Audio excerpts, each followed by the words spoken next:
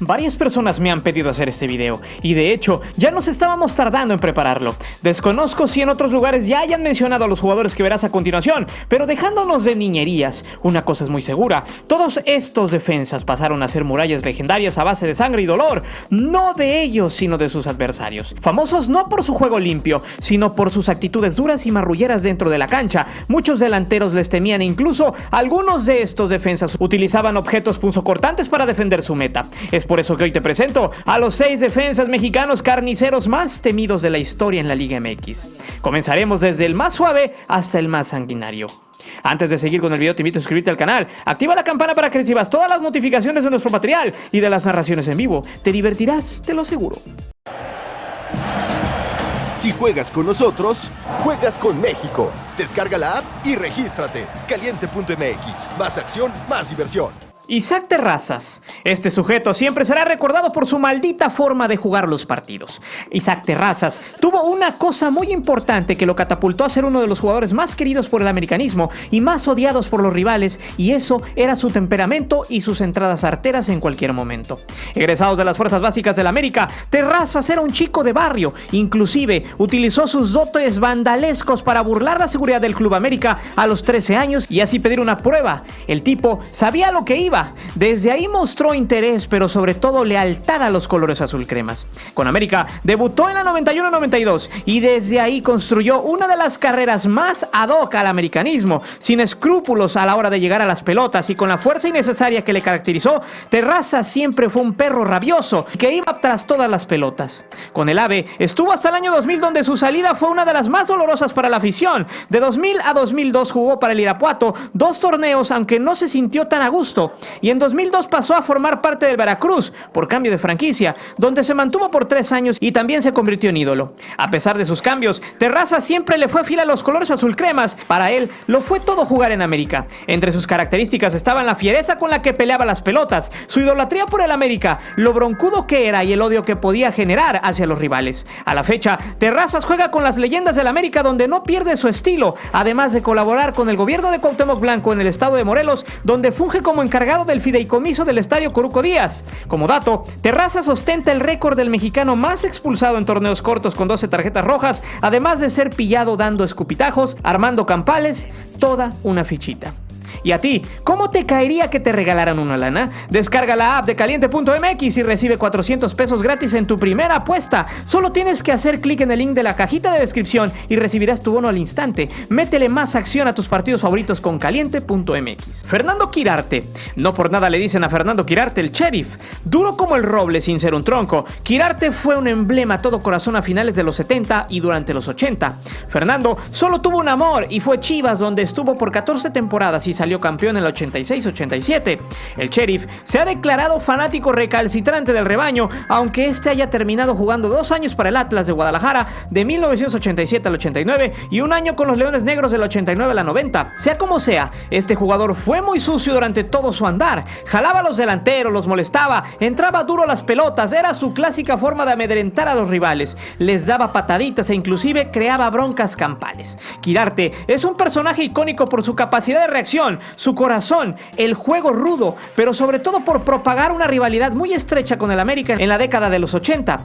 Cuando llegaba el clásico, Fernando era ese tipo que se pegaba como garrapata a los delanteros americanistas, los tumbaba, los pateaba, les metía de codazos, siempre, según él, con la limpieza de la cual presumía. Otro de los detalles del sheriff era que, si bien no era hablantín, toda amenaza que decía la cumplía. Es por eso que el aficionado de Chivas en los 80 siempre se identificó con él. Ya en su retiro, Quirarte se dedicó a dirigir en primera. Lo hizo con Chivas, Santos, Atlas y Jaguares, consiguiendo un título con los Guerreros en el verano del 2001 y un subcampeonato en el verano del 2000. Actualmente es comentarista en Fox Sports. Héctor el Suavecito Sanabria. Bueno, su apodo es un tanto sarcástico para este jugador que lució su mejor violencia en la década de los 70. Sanabria era capitán de los Pumas y jugaba a la central junto a Miguel Mejía Barón, que era un pan de Dios a su lado. Sanabria formó parte de la plantilla que que obtuvo el título en la Copa del 74 al 75 y la Liga del 76 al 77. Dentro de su andar de 1965 a 1978 jugó 495 partidos con la casaca auriazul y ostentó mucho tiempo el récord de más partidos jugados con los Pumas hasta que Miguel España y Sergio Bernal lo rebasaron. Bueno, sea como sea, este jugador era muy rudo para llegar a sus entradas. Piquetes de ojo, jalones, codazos, rodillazos y sarta de marrullerías eran su carta de presentación, pero todo eso era bien aplaudido por la afición universitaria en aquellas épocas. Incluso ganó el gafete de capitán por aquello de la rudeza y dureza que se le caracterizó.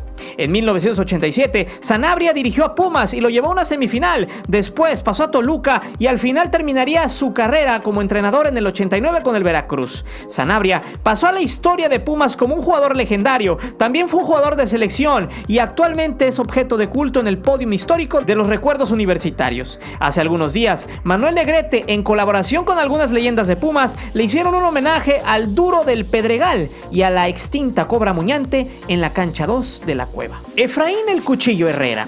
Llegamos a la parte más dura del video, la más violenta y sádica. Apuesto 20,000 pesos del Banco de la Felicidad a que no hay nadie en este canal que no recuerde a Efraín el Cuchillo Herrera.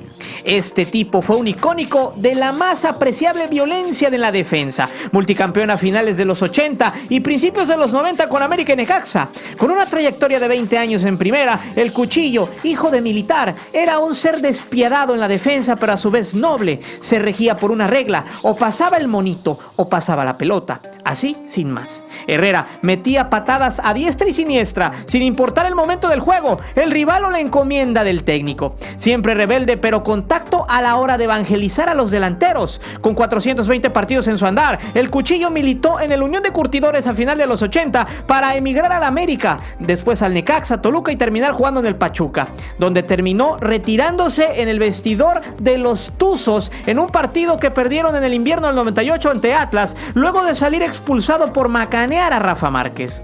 Entre sus mejores características se encuentran meter duro la pierna, pero duro, no simplezas, tanto que el locutor José Rogelio Esquerra le apodó el Cuchillo porque robaba la pelota como cuchillo en mantequilla, pero la realidad era que tras sus casi 20 operaciones en las piernas, meterle cuchillo al cuchillo era su mejor connotación. Y si nos ponemos exquisitos, podremos comentar también que este jugador tiene algunas anécdotas, como la de que después del retiro, el Cuchillo lucía un excelente físico, puesto nunca dejó el deporte, corría maratones y se cuidaba mucho. Según los médicos, le detectaron el corazón y los pulmones más grandes de lo normal. También, cuando jugaba en el Necaxa, Herrera había quedado con sus compañeros de que todos se taparían el logotipo de Chocomilk en un juego, y al final él fue el único que lo hizo, pagando una fuerte multa y una buena regañiza. Aurelio, el Coreano Rivera.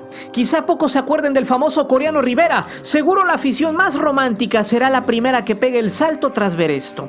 Aurelio, el Coreano Rivera, oriundo de Tampico, Tamaulipas, fue un sujeto que aplicaba la ley de Herodes a todo aquel que osaba pasarlo, intimidarlo o faltarle al respeto dentro y fuera de la cancha.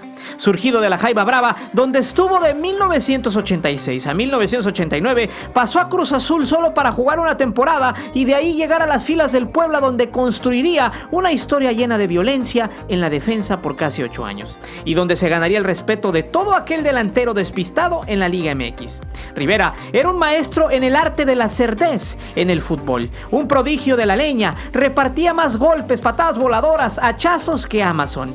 Bueno, para no hacer el cuento largo, el coreano era temido por propios y extraños. En su andar acabó con varias carreras y estuvo cerca de dejar sin piernas al fracturar a Misael Espinosa tras una entrada artera en la 93-94. Eso le valió la suspensión por un año. A su regreso, el coreano siguió haciendo de las suyas, pero fuera de las canchas. Durante la temporada 95-96, el coreano, en su pedez loca y desenfrenada, atropelló a 2 maratonistas y eso le valió terminar en el bote por 2 años. Pero si usted cree que aquí acaba la historia, se equivoca. Durante su estancia en la prisión, ocurrió una de las mayores ridiculeces de la Liga MX. Con todo y condena, el coreano salió ofrecido en un draft. Bueno, el coreano ha sido para muchos el futbolista más cochino de la historia en la Liga MX. En el invierno del 97 se reincorporó al Puebla y fue traspasado en el invierno del 99 a las filas de Lobos BUAP, donde se retiró en 2001. Como dato, el coreano fue subcampeón con Puebla en 1992. Tras 2 juegos de vértigo y de no dejar pasar a nadie, terminó anotando un autogol que le costó el campeonato a la franja. El coreano se caracterizó siempre por meter duro la pierna, volverse loco y tirar patadas, manoteos y puñetazos. En eso era un experto. Octavio, el Picas Becerril. Qué casualidad que muchos de este top jugaron en Necaxa o Puebla. La verdad, qué casualidad. Para finalizar nuestro top de locos carniceros de las canchas, aparece en la lista el hermano de Alex Lora, el hijo de Huesero. Qué ironía, el central Octavio el Picas Becerril. Si alguien lo recuerda, en sus tiempos mozos era un tipo encorvado, esquelético. ¿Cómo es posible que a semejante jugador escuálido le tuvieran tanto miedo? Bueno, pues Becerril pegaba casi con el hueso. A diferencia del coreano, el Picas también era puerco, pero tenía calidad y clase, aunque casi siempre ejercía fuerza cuando a veces no se necesitaba. Becerril se inició en los barrios de Nesa, donde aprendió todas sus mañas y fue captado para llegar a las fuerzas básicas del Toluca. Ahí empezó la carrera de este sujeto que sembró miedo a sus rivales durante más de una década. De hecho, el mote de su apodo del Picas salió a la luz porque, según el mito que después fue realidad, Ricardo Peláez, quien después fue su compañero, dijo que Becerril traía una especie de alfileres que ocupaba para pinchar a sus rivales cada que había una jugada de balón parado. Al final, el mismo Octavio nunca lo negó. El Picas siempre fue ávido de entrevistas. En una de ellas contó que su primer sueldo fue de 500 pesos. Le repartió 50 pesos a cada uno de sus 3 hermanos. Con 100 se compró un jabón, un champú y un estropajo. También dio para la iglesia y el resto se lo dejó a su mamá. El Picas siempre tuvo buen corazón, fuera de las canchas. En otra entrevista dijo que la peor patada que dio en su carrera fue una que le dio a Francisco Palencia. La patada fue al estilo Karate Kid, ya se imaginarán. Es así como llegamos al fin de este video de jugadores que nunca se tentaron el corazón para lesionar a sus rivales. Locos del área que, si bien no tuvieron buena técnica, abusaron del uso de la fuerza para meterle miedo a los más intrépidos delanteros de la Liga MX. Por eso yo te pregunto ahora, ¿qué otros jugadores mexicanos fueron violentos y no los puse en este top? Te reto a que me dejes saber tus respuestas en la caja de comentarios y no olvides suscribirte al canal y de activar la campana de notificaciones. Mi nombre es Guillermo Antonio, nos vemos hasta la próxima.